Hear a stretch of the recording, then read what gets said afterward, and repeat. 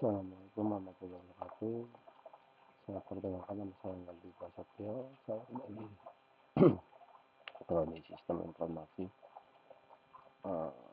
PJJ Jakarta.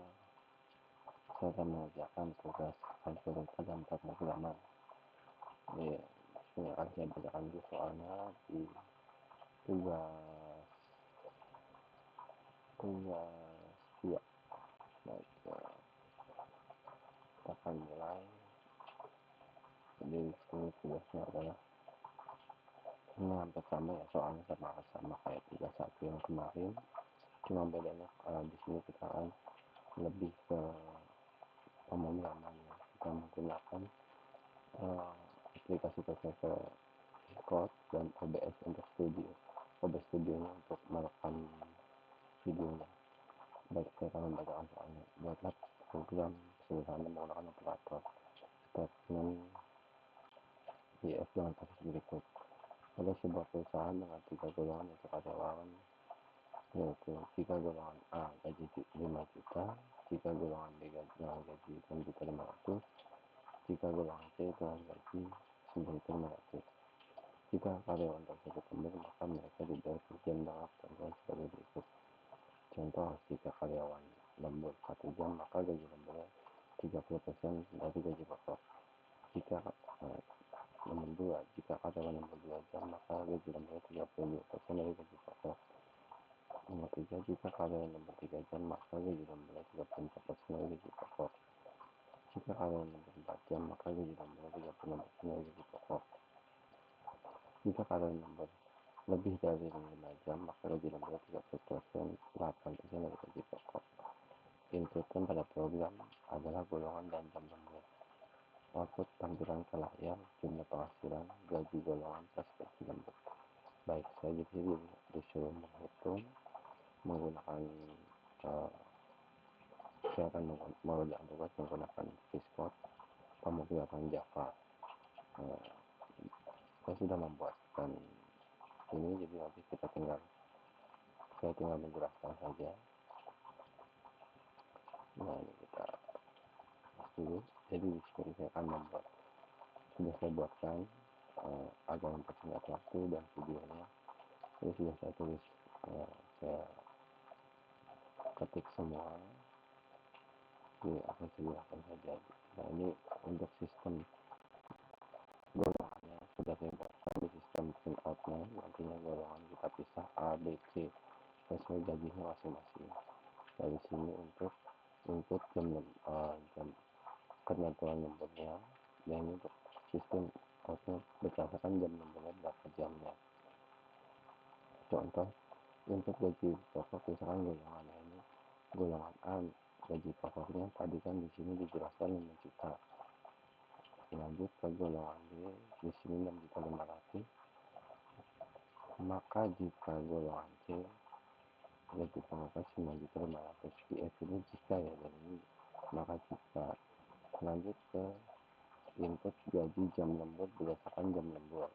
Gaji jam lembur itu berdasarkan jam lembur. Jadi gaji lembur sama dengan gaji pokok di sini saya tulis 30%. Kenapa saya tulis 0,30? Karena desimalnya 30% itu adalah 0,30. Jika jam lembur 1 jam, maka gaji lembur sama dengan gaji pokok dikali 0,30. Maka jika jam lemburnya 2 jam, maka gaji lembur sama dengan gaji pokok dikali 0,32.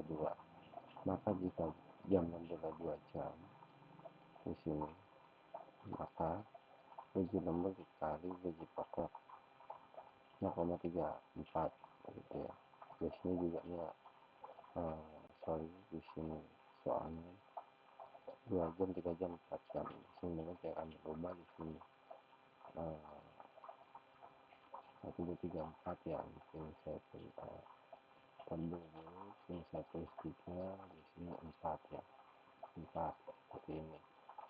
Nah, jadi maka ya, jika jam lembur 4 jam, gaji lembur sama gaji pokok dikali 0,36 ini berkelipatan 2 semua. Dan sini maka jika jam lembur adalah 5 jam gaji lembur sama dengan gaji pokok dikali 0,38. Menghitung jumlah penghasilan sama dengan jumlah penghasilan sama dengan gaji pokok plus gaji lembur.